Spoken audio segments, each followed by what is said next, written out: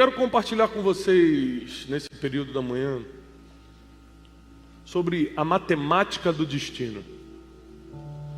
Existem coisas que, quando são somadas na nossa vida, criam o futuro. Por exemplo, a vontade de Deus é o principal ingrediente que cria nosso futuro, é a vontade de Deus. Então, se você não está alinhado com a vontade de Deus, você está bloqueando todo o seu futuro. Inclusive, a pressa que nós temos de evangelizar o mundo é porque as pessoas que ainda não estão aqui dentro não sabem como se alinhar com a vontade de Deus, e por isso estão sofrendo o que estão sofrendo.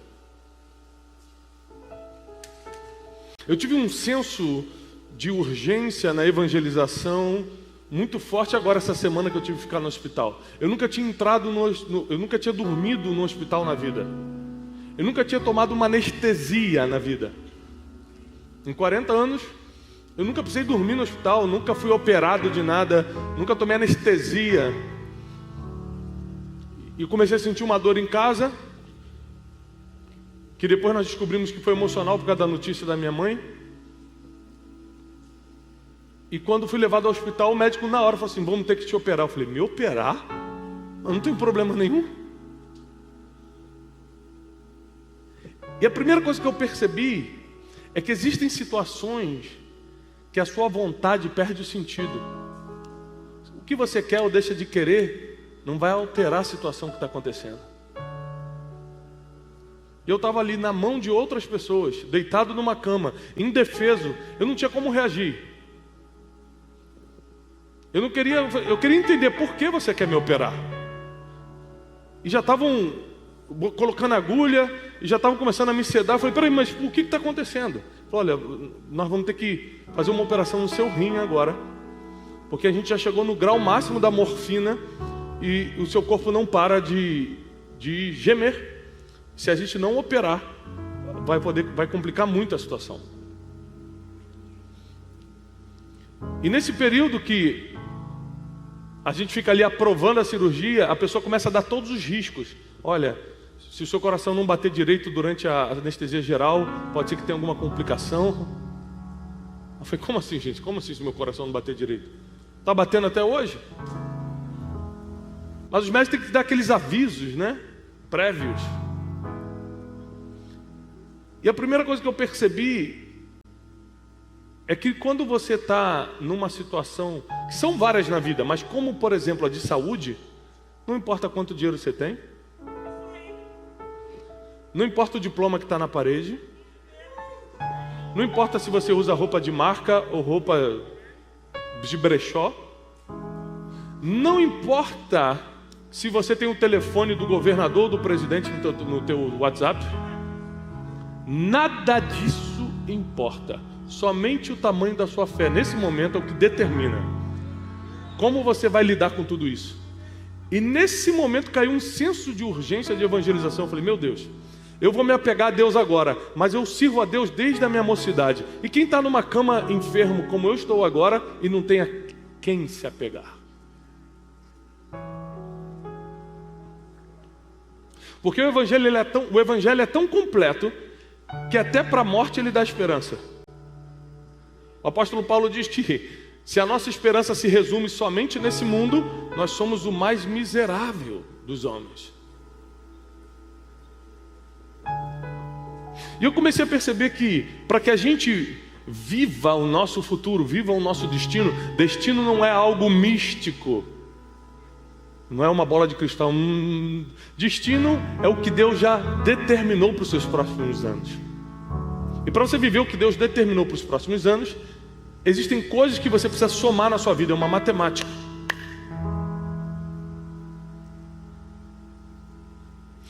E como muitos de vocês acompanharam, essa semana minha mãe faleceu. A gente não esperava, ela não estava com nenhum problema, ela estava lá em casa, feliz, estava tudo certo. De madrugada meu pai bateu na minha porta e falou: Tiago, sua mãe está passando mal. Eu levantei 4h30 da manhã, peguei minha mãe, fui carregando ela pela escada, botei no carro e levei para o hospital. Eu não saberia, mas era a última vez que eu estava vendo a minha mãe em consciência. E nesse período que ela ficou no hospital, eu comecei a fazer um checklist, que geralmente, eu não sei se você já perdeu seus pais, mas você começa a pensar, você entra numa crise de saber, será que eu fui o filho que eu poderia ter sido? Será que eu dei o meu melhor? Será que eu fui, eu cumpri minha missão como filho? E eu comecei a pensar várias coisas, eu comecei a anotar muitas coisas. Eu comecei a anotar coisas desde a minha infância e adolescência, que eu vivi com a minha mãe, até esses últimos dias. E eu percebi várias coisas, apesar de, graças a Deus, eu não vou carregar a culpa de ter sido um mau filho. Honrei minha mãe a vida toda, honrei até o final. Nenhum eu te amo foi guardado, todos foram liberados em vida. Todos os abraços, todos os beijos. As nossas últimas conversas de WhatsApp provam tudo isso.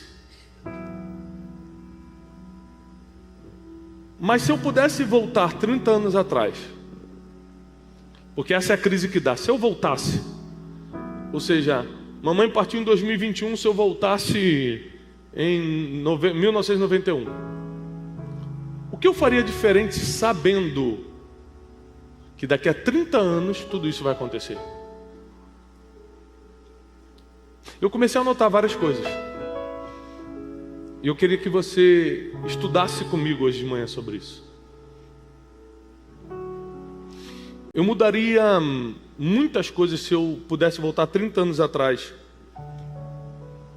sabendo o que vai acontecer 30 anos depois.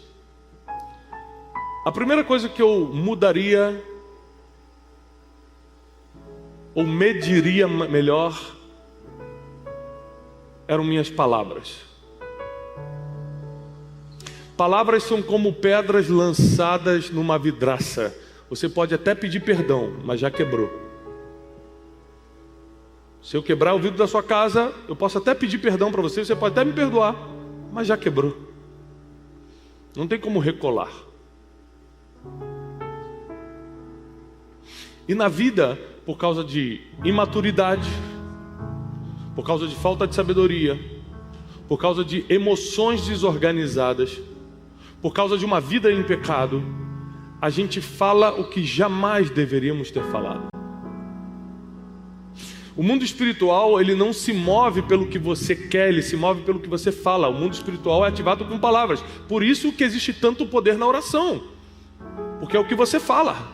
Se fosse o que a gente quisesse, todo mundo aqui estaria bem, porque ninguém aqui quer estar mal.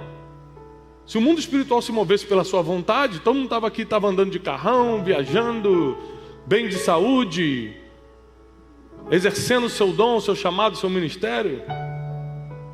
Mas a verdade é que nós não encontramos as palavras durante o trajeto da nossa vida que liberam o futuro que Deus escreveu para a gente.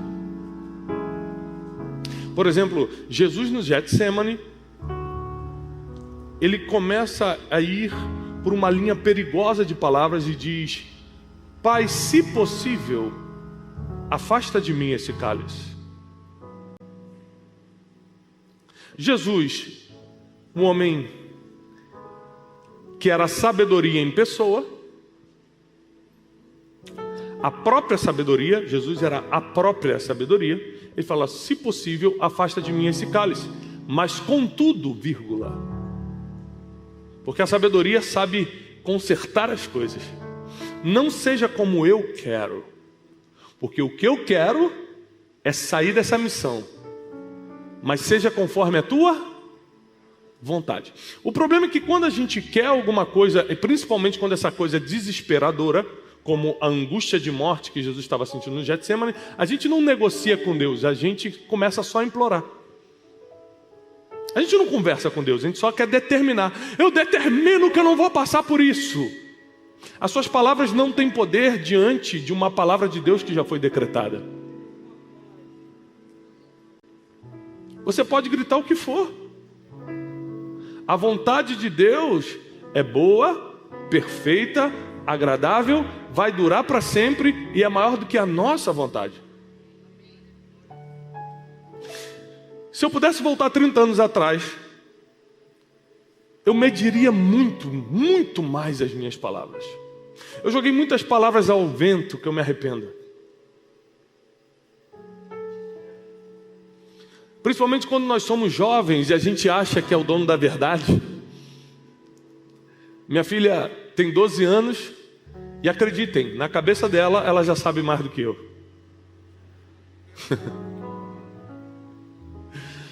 A maioria das coisas que eu vou falar com ela, pai, eu já sei.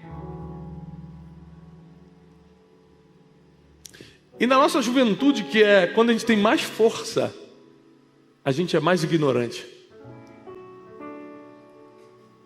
E no auge da nossa força, a gente atinge o auge da ignorância e joga palavras que afetam o nosso destino. E às vezes, porque já estamos em pecado, porque qual é o maior pecado que o homem pode ter e cometer? O orgulho, o pai de todos os pecados. E porque já estamos no pecado do orgulho, a gente não consegue voltar atrás nas palavras e pedir perdão e consertar. O ideal seríamos que nem chegássemos a errar. E sim como Jesus cogitou sair da missão, mas entregou a decisão para Deus. Hoje de manhã eu estava fazendo a live do Café com Destino, explicando isso. Provérbio 16, o coração do homem pode fazer planos, mas a resposta certa vem do... Mas Deus vai te dar a resposta de quê se você nunca apresentou um plano? Então, quando a Bíblia diz o coração do homem pode, ele está autorizando, faça seus planos, mas saiba que no caminho eu digo sim ou não.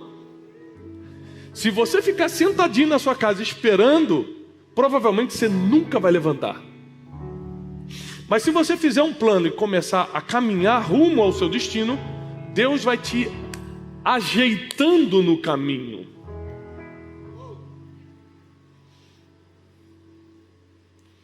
Deus vai dizendo sim ou não no meio do caminho. Deus vai colocando ou tirando pessoas no meio do caminho.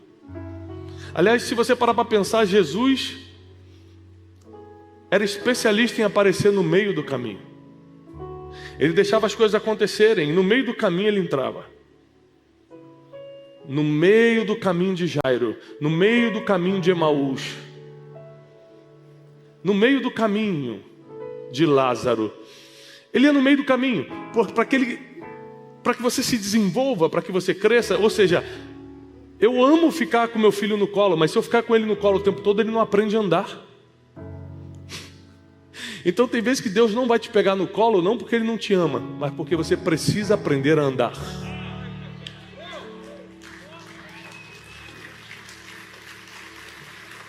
Você precisa aprender a andar com as próprias pernas, porque nenhum pai, não tem honra num pai carregar o filho para sempre. Eu quero meu filho, José tem 9 anos, eu quero que ele corra, não quero que ele fique no meu colo. Aliás, nem aguento mais carregar. Chega uma hora que já não é questão de amor, é questão de honra. Não é por falta de amor que eu não coloco meu filho no colo, é porque não é honra mais para mim carregar a Júlia de 12 anos no colo. Ô filha, vamos sair da escola, vamos aqui. Ela é saudável. E no auge dessa ignorância, a gente joga palavras ao vento, mas essas palavras têm poder. E elas criam ambientes, elas criam situações. Se você parar para pensar, pessoas que não falam com você hoje, às vezes foi por causa de palavras que vocês trocaram. Situações difíceis entre familiares foram por causa de palavras que foram trocadas. Quem conhece o peso de uma palavra valoriza mais o silêncio. Às vezes você está no meio de uma confusão, a pessoa fala uma coisa que te deixa irado, você, se soltar a palavra naquele momento, você vai eternizar a confusão. E a Bíblia diz, se possível e se depender de você, tende paz com todos.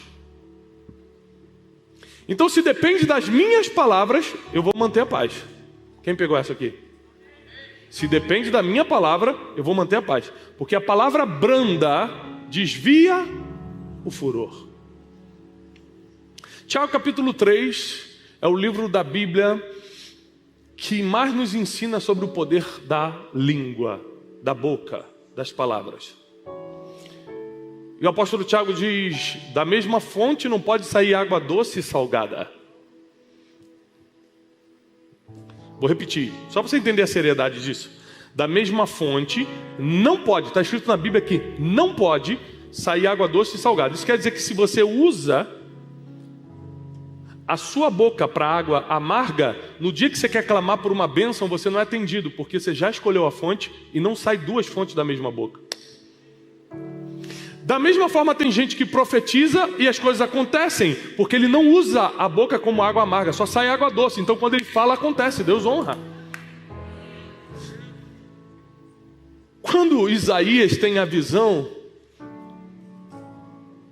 daquela brasa sendo colocada na boca dele, o que ele fala? Eu habito no meio de um povo de lábios impuros. Quando o cara está diante de Deus, o que mais pesa na boca, o que mais pesa no coração dele é como usam a boca. Quando ele está diante da glória de Deus, o que mais pesou não foi a imoralidade do povo, não foi tal coisa do povo, não foi a mentira do povo, foi como o povo usa as palavras. Foi o que mais envergonhou ele diante de Deus.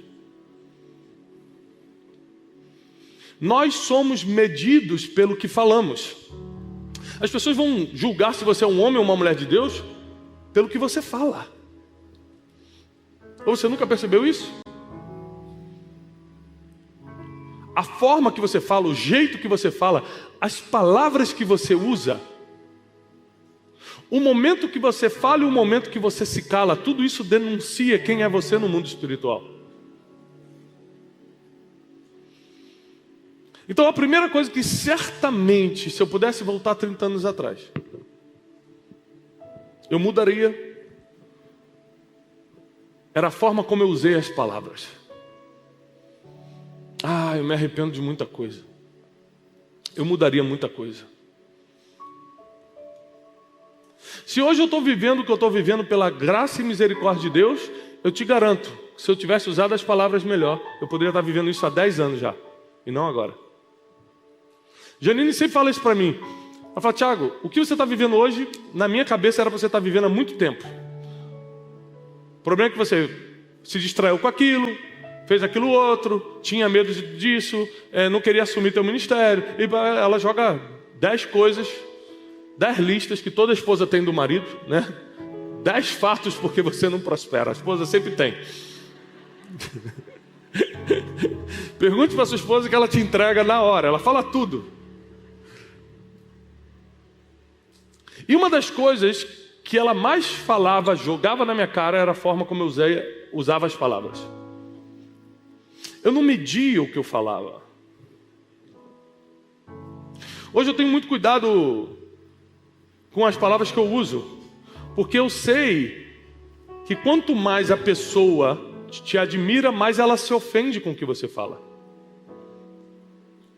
Às vezes eu estou com meus 4 filhos num restaurante, dando comida para um, brincando com o outro. Chega alguém e fala assim: Tiagão! Oi? Tirar uma foto! A pessoa não entendeu que eu estou com meus filhos, que eu estou ajudando a dar comida, não entendeu isso. Se eu falar assim: agora eu não posso, eu estou dando comida para meu filho, mesmo que eu fale com toda tranquilidade, ele vai ficar chateado, por causa do nível de admiração que a pessoa tem. Quando eu entendi isso, eu entendi que o sacrifício que eu tenho que fazer é só um minuto, Joaquim, segura a colezinha você aqui 1 minuto. Ô meu filho, vamos lá, tira a foto aqui. Quando eu voltei, Joaquim já estava sozinho, nem precisa mais, pai, já foi. Segue tua vida aí, que eu estou seguindo a minha aqui. Mas é exatamente essas cenas que acontecem. Você tem que aprender a usar as palavras em vários momentos, não só quando entra no mundo espiritual para declarar coisas, mas também no dia a dia, onde anjos e demônios estão escutando seus comandos. O bem e o mal militam, a carne e o espírito militam, e ambos ficam de braços cruzados esperando as palavras que saem da sua boca para eles poderem agir. Quantos pais, na raivinha do momento, falaram para o seu filho do capeta, para o próprio filho. Aí o demônio, opa, começando a agir agora. Seu burro, você não faz nada direito. Quantos pais, não porque estavam não amavam os filhos, mas porque estavam com raiva no momento. A gente esquece que as emoções, elas duram segundos, mas o que a gente faz quando está emocionado pode durar para sempre. É por isso que nós temos que ter um fruto do Espírito fundamental para o ser humano, que é o domínio próprio, que a inteligência emocional chama de autocontrole. Porque se nós não tivermos domínio próprio, nós nunca saberemos usar as palavras. E esse é apenas o primeiro ponto dos 36 pontos que eu faria diferente, que nós vamos estudar hoje de manhã.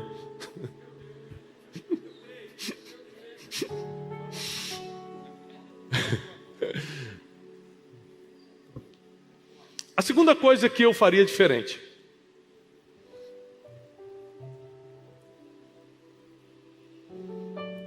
E que eu aprendi isso, infelizmente, tarde.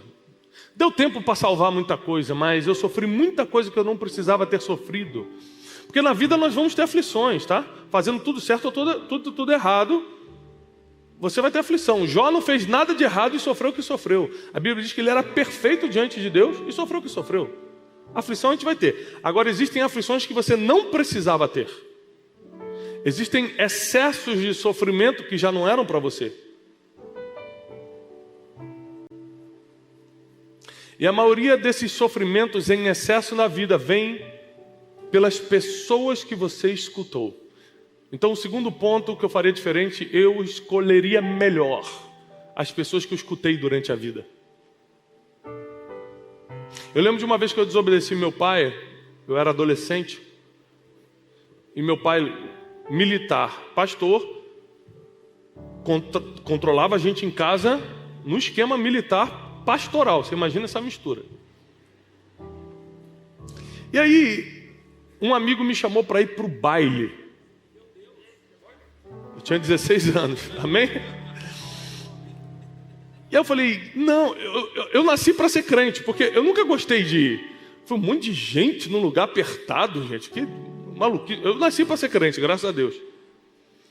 Mas aquele amigo, ele começou a falar, cara, a gente tem que ir.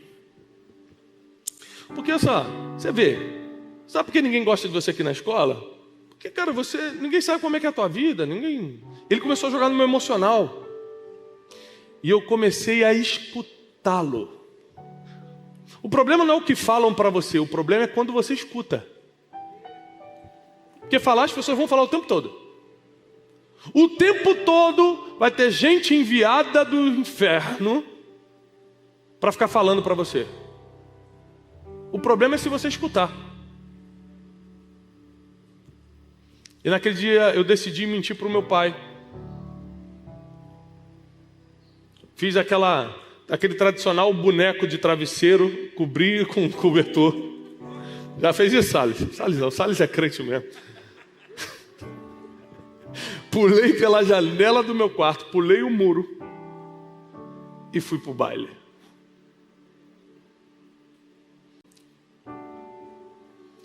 Quando eu estou na fila com todos os meus amigos, esperando para assistir na época os diáconos Claudinho e Bochecha.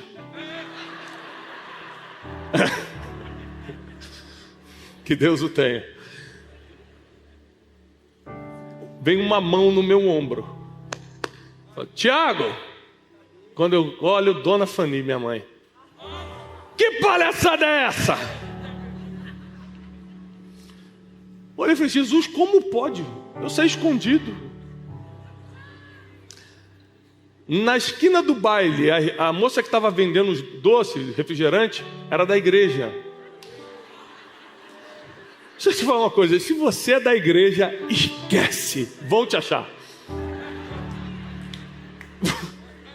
Vão te achar, não adianta. A irmã ligou lá para casa e falou, pastora Fanny, você não sabe quem está aqui no baile? Minha mãe, quem? Seu filho Tiago, ela.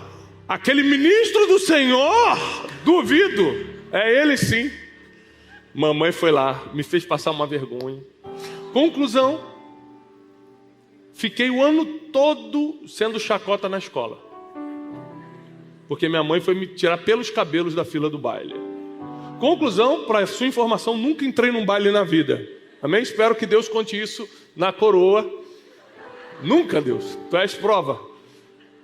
E o que era ruim na escola ficou pior. Ou seja, porque eu escutei a pessoa errada, a minha vida piorou muito. Porque agora eu estava mal em casa e estava pior na escola.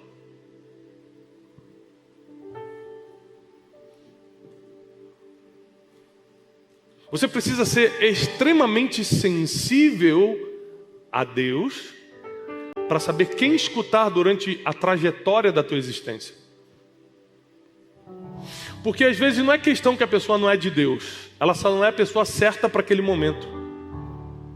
Às vezes ela é uma pessoa de Deus, só que ela fala uma coisa que não tem nada a ver com teu momento e estraga uma decisão. Geralmente nós admiramos pessoas que não são bem o que a gente imagina. E quando essas pessoas falam alguma coisa, a gente toma como verdade. Por exemplo, eu não sei se já aconteceu com você, mas quando você é criança, você olha assim um tio na família que você fala, nossa, esse tio é muito rico. Aí você cresce, a sua infância e adolescência, falando, nossa, esse tio é muito rico. Aí quando você cresce e conhece a pessoa, você fala, meu Deus do céu, como é que eu achava que ele era rico? Às vezes é por causa de um carrinho financiado melhor que ele tinha. É por causa de algum detalhezinho. Quando você é criança, você interpreta que aquela pessoa tem dinheiro. Já aconteceu contigo alguma coisa parecida com isso? Você achar que a pessoa é isso? Quando você cresce, você fala, nada a ver, gente. Como é que eu achei isso a vida toda? Isso acontece também na fase adulta por causa dessa morfina espiritual que deixa a gente meio desligado, insensível, sem sentir. E a gente começa a olhar para uma pessoa, achar que aquela pessoa é alguma coisa, e a gente dá liberdade para essa pessoa falar na nossa vida, só que ela vai te levar por um caminho que não tem nada a ver do que já estava alinhado na eternidade para você. Escutar as pessoas erradas pode te levar ao sofrimento em excesso. Só passar por dificuldade todo mundo vai passar, escutando a pessoa certa ou errada. Agora, em excesso, e muita gente aqui está sofrendo em excesso. Não precisava ser dessa forma. Não precisava ser dessa forma. Nessa última semana eu aprendi muito sobre dor. Porque quando as pessoas me falavam certas coisas, por exemplo, de uma operação, eu fiquei com catéter uma semana. Eu já tinha escutado de pessoas que passaram por isso e falei assim, gente, eu jamais suportaria essa dor. Tá maluco, tá amarrado. Deus, tira do meu caminho. Aconteceu comigo. Só que quando é com você, você se surpreende da capacidade que você tem de suportar a dor. Quando você escuta a dor dos outros, você fala, nunca eu aguentaria. Quando é com você, você aguenta. Impressionante. Por último, o médico me chamou e falou assim, Tiago, eu tenho uma notícia para te dar. Como nós te operamos 2 vezes na mesma semana com cirurgia geral, nós vamos ter que tirar o catéter a sangue frio. Aí eu liguei para ele Elifelete e falei, ora por mim, pelo amor de Deus, minha intercessora. Senão eu não vou aguentar. E fui ontem retirar sangue frio.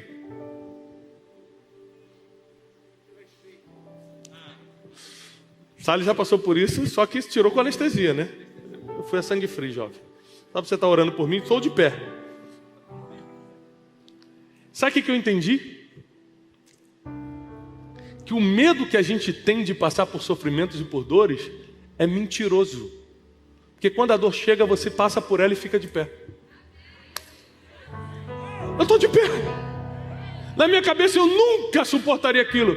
Passei sem anestesia ainda e estou aqui. Deus só envia o que você pode suportar. Deus só envia o que você aguenta. Até mesmo as tentações, diz a Bíblia, não podem ser maiores do que você pode suportar. E junto com toda a tentação vem um escape, vem um livramento. O problema é que você entra em brigas, confusões, tentações e problemas porque escutou as pessoas erradas. Esses dias, dou um exemplo clássico que aconteceu essa semana. E acontece com muita gente. Uma pessoa chegou do meu lado e falou assim: tudo bem, Tiago? Tudo, tal. Uma pessoa importante. Rapaz, o fulano bem falou mal de você. Falou isso, isso e isso. Falei, liga pro fulano aqui. Vamos conversar aqui, nós três. O cara, não, pelo amor de Deus, não me bota nessa situação. Eu falei, então, Satanás, você para de vir no meu ouvido. Eu falei assim: se você não quer provar, não vem no meu ouvido. Covarde, mentiroso, fofoqueiro, você precisa cortar essas conversinhas pela metade. Você não pode deixar isso alimentar teu coração.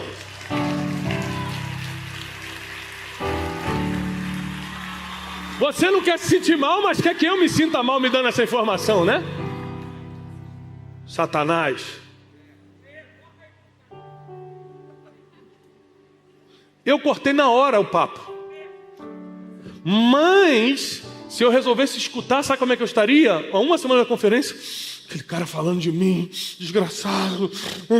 E aí ia ter que subir para pregar com ódio no coração, com ressentimento, cancelando tudo que o Espírito Santo faz na minha vida.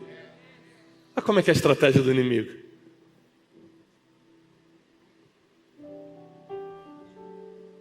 Você precisa tomar uma decisão de quem você vai escutar.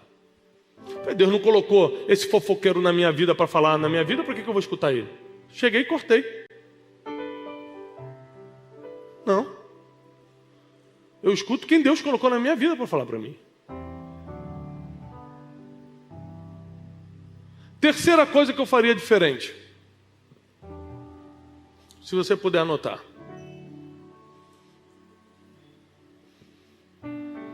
Eu também aprendi tarde isso aqui. Hoje eu sou bom nisso, mas aprendi tarde. Eu perdoaria mais. Eu já fiquei muito tempo sem falar com gente que eu amava por causa de besteira.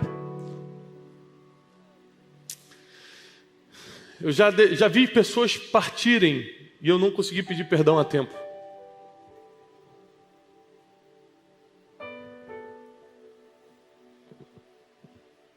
Eu descobri que o orgulho, que é o maior inimigo, na minha opinião, o maior inimigo do ser humano, ele faz com que a gente tenha dificuldade em perdoar e ser perdoado. Inclusive até mesmo de aceitar perdão. Às vezes Deus quer te perdoar por algo que você se sente mal e você que não quer se perdoar. E você que não quer se aceitar. Mas Deus já te liberou. Quem quer carregar o peso é você. Jesus já falou, troca esse peso pesado pelo meu fardo que é suave, o meu jugo que é leve. Você que não quer, mas Ele já está disposto a fazer. E a falta de perdão tem mantido muitas pessoas num cárcere emocional, impedindo você de dar o próximo passo para o seu destino, para o seu futuro.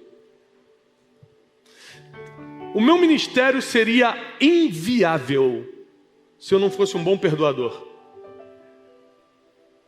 Porque o que já tentaram me parar, o que já tentaram me frear, o que já tentaram me impedir, o que já se levantaram contra mim, o que já fizeram não está, meu irmão, não tem lista que explique. Mas como eu sempre fui bom de perdoar, sempre que eu digo recentemente, sei lá, 7 anos para cá, fiquei especialista em perdoar. Eu consegui, apesar das dificuldades, dos ataques, das pressões, de qualquer coisa, continuar caminhando. Porque no final das contas ninguém te para, você que resolve parar quando não perdoa.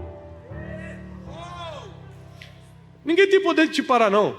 Você que vai fraquejando quando não vai perdoando.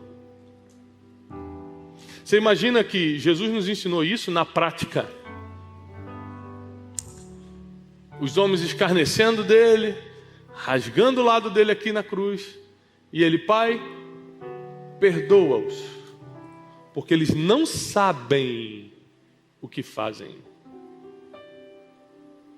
Uma vez eu vi um testemunho de uma mulher que perdoou o bandido que num assalto matou o filho dela. Eu achei isso interessante, faz uns 2, 3 anos, deu na televisão aberta aí.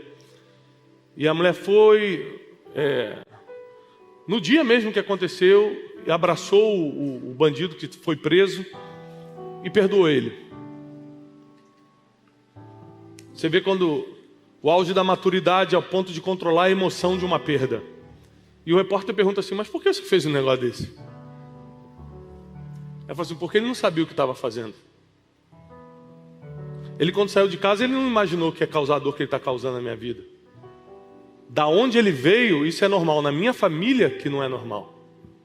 Ela começou a falar umas coisas, eu cruzei o braço e falei, meu Deus, de onde vem essa maturidade aí no meio dessa dor? Que é mais ou menos o Espírito de Jesus, que falou, Pai, perdoa o que eles fazem, mas estão te fazendo mal, mas eles não sabem o que estão fazendo de verdade. Nenhum daqueles romanos que estavam ali estava assim, nós estamos matando o Filho de Deus porque eu estou contra Deus. Não era isso. Eles estavam obedecendo uma ordem, na cabeça deles eles estavam certos, estavam parando o rebelde, e é por isso que Jesus fala, perdoa, porque eles não sabem o que estão fazendo. A pergunta é, você tem condições, você tem capacidade de perdoar as pessoas que sabem ou que não sabem o que estão fazendo contra você? Porque não tem nada a ver com a outra pessoa. Você perdoar não tem nada a ver com a outra pessoa. Tem a ver com você. Tem a ver com você se libertar. Tem a ver com você ter forças para continuar caminhando. Tem a ver com você estar em paz com Deus e com as pessoas para poder ser referência. Deixa eu te dar uma notícia. Se você quer ser referência, não tem como se você não estiver em paz com Deus e com as pessoas. Ah, Tiago, Deus quer me usar, sabe? Eu sinto que Deus quer me usar. Eu quero ser usado por Deus. Quer mesmo? Então tenha paz com Deus e com as pessoas. E para isso você vai ter que ser especialista em perdoar. Pessoas que você nem imagina ainda vão te ferir. Pessoas que você confia absolutamente ainda vão te trair. Desculpa te avisar isso, mas é a vida. São as estatísticas. E você tem que estar especialista, pronto para perdoar. Para deixar para lá. Essa expressão deixar para lá é bem popular, mas ela expressa bem o sentido do perdão. Deixar para lá. O fulano falou de você, deixa para lá. Não, mas o ciclano tentou roubar não sei o que meu. Deixa para lá. É literalmente isso. Chega uma hora que você perde muito tempo correndo atrás de coisas que não tem a ver com o seu futuro. E é aqui que o inimigo ganha tempo contra você. Eu posso rebater você? Posso. Só que o tempo, a energia que eu vou gastar para rebater, eu estou tirando da estrada do meu destino e colocando numa ramificação que não tem nada a ver com o futuro. É isso que o inimigo quer. Como ele não consegue impedir, porque o seu futuro está na mão de Deus, quando ele não consegue impedir isso, ele cria as distrações do caminho para que você fique mais fraco, para que você fique sem energia, para que você fique sem tempo. E quando você está debilitado, ele vem com uma pancada mais forte.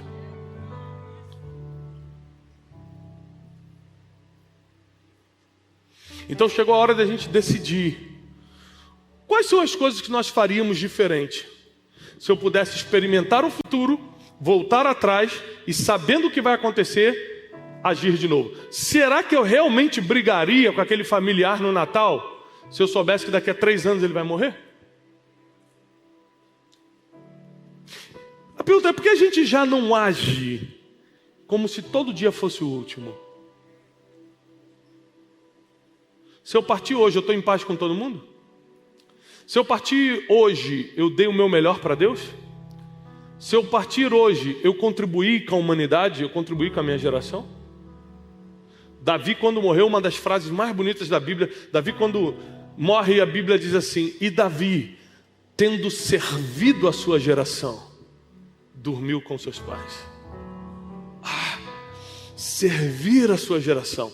Como você vai servir as pessoas se você não consegue perdoá-las? Como você vai servir uma geração se você está ferida com ela? Não dá. Não tem como. Então, com certeza, eu perdoaria mais. Porque muito tempo na minha vida, eu fui extremamente prejudicado, principalmente emocionalmente. Prejudicado emocionalmente. Porque eu não sabia perdoar. E não saber perdoar, acredito, está diretamente ligado ao orgulho. E a Bíblia diz que Deus abate os orgulhosos, mas dá graça aos humildes. A última coisa que eu faria diferente, para quem vai anotar, eu pregaria mais.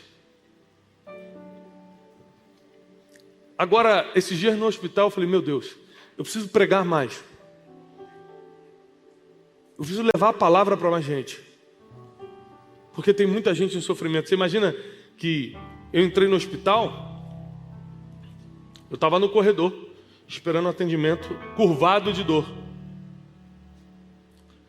A enfermeira chegou e falou assim, bom dia, pastor. Bom dia. E ela queria começar a contar como foi a experiência dela de ler um livro. Só que eu estava tendo uma crise. Eu falei assim, você pode dar só um remedinho, depois a gente fala do livro? Ah, tá bom. E no caminho ela me botou na veia aqui, eu fui mandando. E aí uma senhora falou assim, é o pastor Tiago? Aí eu quero só uma oração. Imagina, eu com um negócio aqui, peguei, Senhor, abençoa essa senhora. Está melhor do que eu, Deus, mas abençoa.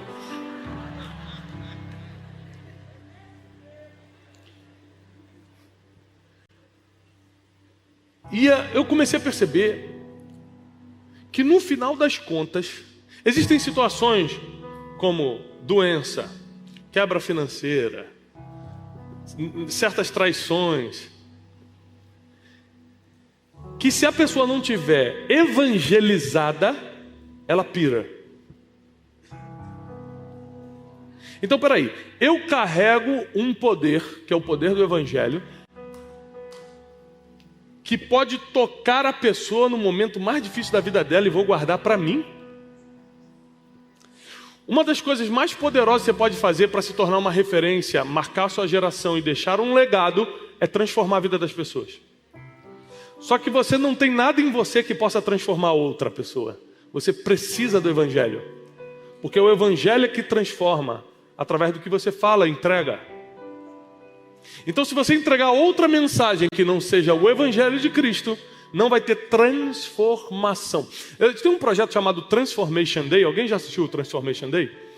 O Transformation Day, a gente colocou ele no ar como um projeto de inteligência emocional. Mas você pegar ali, do início ao fim, nada mais é do que Bíblia. É que eu não abro a Bíblia, não oro. Foi uma coisa que a gente fez para o público geral. Mas eu faço as pessoas pedirem perdão para os pais, faço as pessoas confessarem seus pecados. Tudo está na Bíblia, eu boto ali no Transformation Day e falo, isso aqui é inteligência emocional. Aí todo mundo,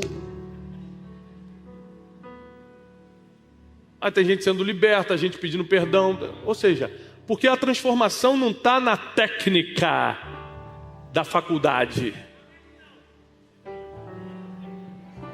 A transformação está no Evangelho de Jesus. Ele é o caminho, a verdade e a vida. E ninguém vai ao Pai, a não ser por Ele. Ele é o único intercessor entre Deus e os homens. Agora presta atenção. Se Deus está sentado no trono, e se o Espírito Santo está aqui, na terra com a gente, quem sabe disso? Que o Espírito Santo está aqui, Deus está sentado no trono. Jesus está onde fazendo o quê?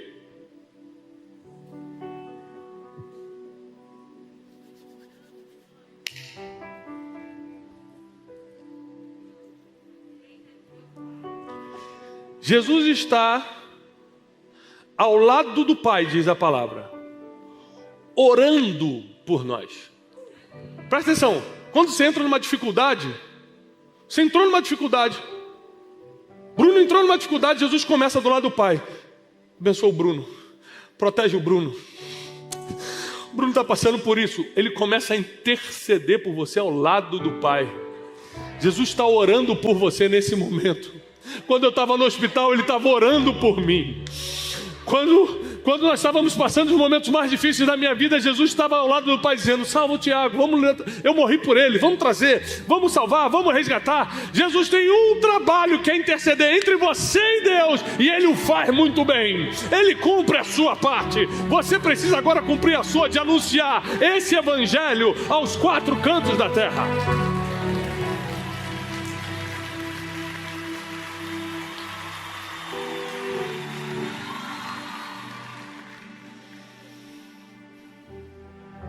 Eu não me envergonho do evangelho. Eu hoje,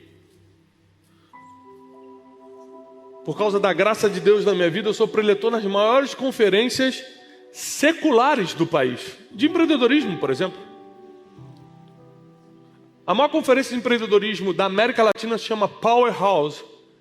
Eu fui preletor esse ano. Eu fui preletor na maior conferência de investimentos do Brasil esse ano. Sabe o que eu falei lá? Bíblia. As pessoas me convidavam e falei: você sabe do que eu falo, né? Porque eu não me envergonho do evangelho. Numa eu preguei a parábola do bom samaritano. No outro eu preguei a parábola do filho pródigo, só que voltado para investimentos. Mas em todos, eu explicava bem para as pessoas que você pode investir no que quiser, ou pode empreender no que quiser. Se você não estiver servindo a Deus, tudo perde o sentido.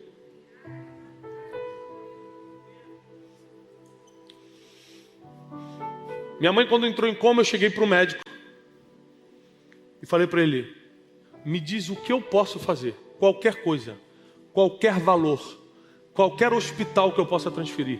Me diz qualquer coisa que eu vou fazer. Ele falou assim: não existe nada que você possa fazer nessa situação. Seu dinheiro não salva, o melhor médico não vai salvar, botar no melhor hospital não vai salvar, porque a única coisa que a gente precisa é de um milagre. Deus preferiu levar, mas a gente só dependia de um milagre.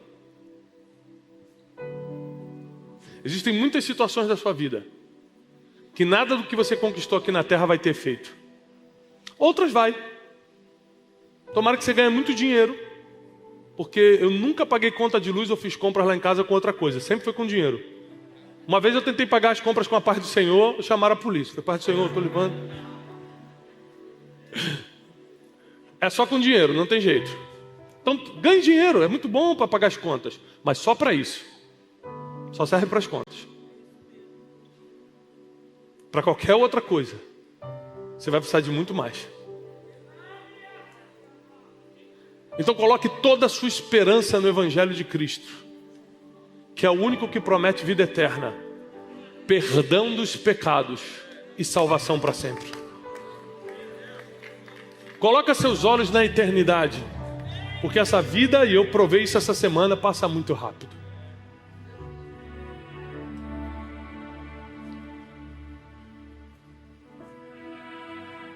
O médico pegou meus exames e falou assim: eu preciso verificar se tem algum tipo de infecção no sangue ou na urina, porque se tiver e nós te operarmos, você pode não acordar mais por causa da infecção. Eu falei: o que, moço? Espera aí, eu estava bem ontem, hoje eu posso morrer? Assim é a vida. É exatamente assim a vida. Então esteja preparado, esteja sóbrio e vigilante, porque você não sabe nem o dia nem a hora, nem que você vai partir ou que Jesus vai voltar. E apesar de eu não ser da escatologia, não ser apocalíptico, eu nunca acreditei tanto na proximidade do retorno de Jesus, como eu estou acreditando agora.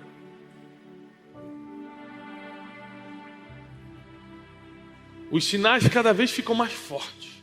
Cada vez esse mundo perde mais a graça, está mais injusto, está mais violento, está mais impossível de se viver.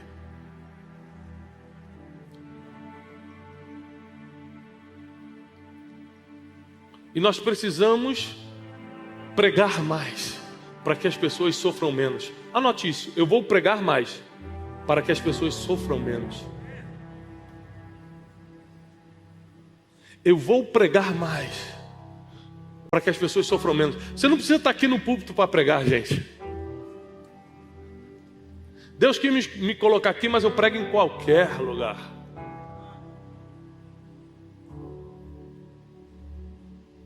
A maioria das pessoas que eu ganhei para Jesus pessoalmente foi numa mesa de jantar, não foi num púlpito. Não foi fazendo apelo numa igreja. Foi jantando com alguém e levando a palavra. Eu já recebi empresários na minha casa para jantar. Evangelizei, se converteu e batizei na minha piscina.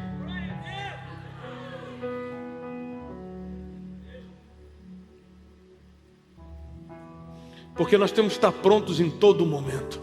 Nós estamos aqui em missão, nós não estamos de passeio na terra. Nós estamos em missão.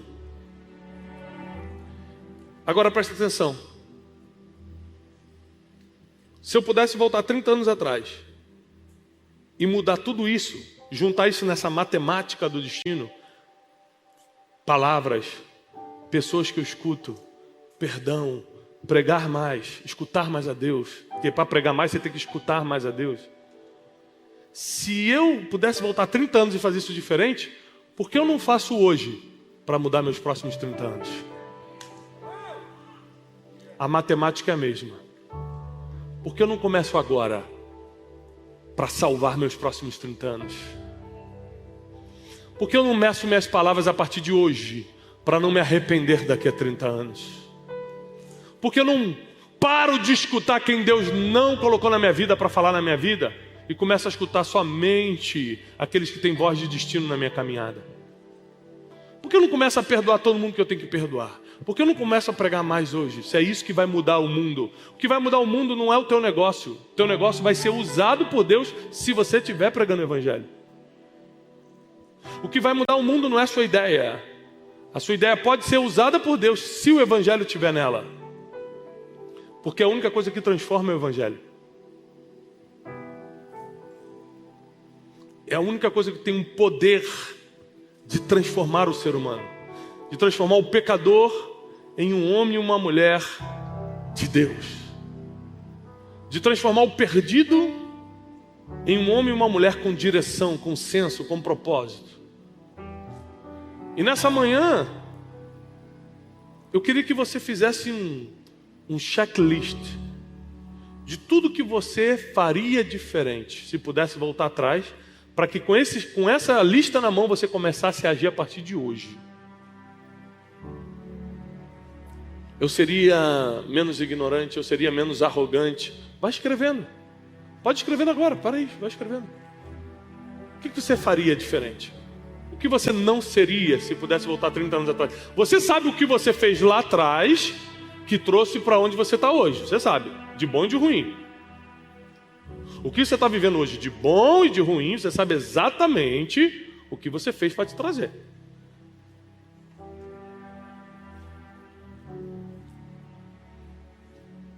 Então vai anotando. Take your time. Tira 2 minutos para você anotar isso. Anota mesmo.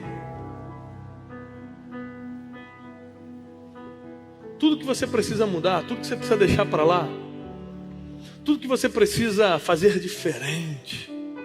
Dá tempo, você está vivo. Enquanto a vida, há esperança. Você está vivo. A matemática é a mesma. Essa semana eu perdi minha mãe. Daqui a uns anos eu vou perder outras pessoas. Ou pessoas vão me perder. A matemática é a mesma. A gente precisa começar a trabalhar todo dia para deixar um legado, para pregar o evangelho e transformar as pessoas, para fazer a nossa parte, para viver o nosso propósito. Viver todo dia como se fosse o último. No sentido de... Não é no sentido leviano de... Então eu vou gastar tudo que eu tenho, porque pode ser, né, que amanhã não tenha, que eu morra. Não. É no sentido de tratar as pessoas. No sentido de servir a Deus com intensidade. Servir a Deus com intensidade.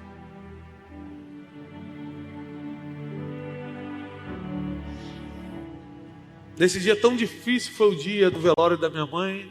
Eu fiz a live do Café com Destino normalmente.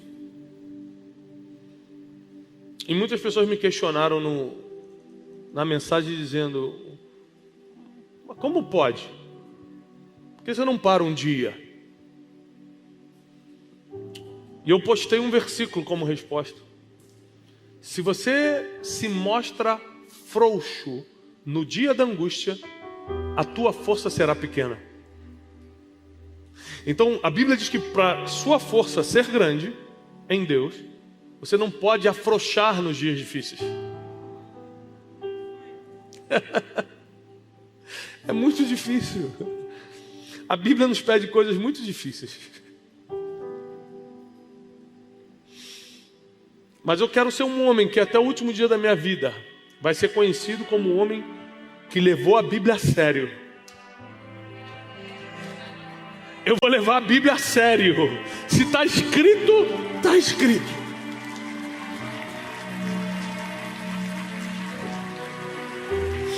Fica de pé. Vamos orar.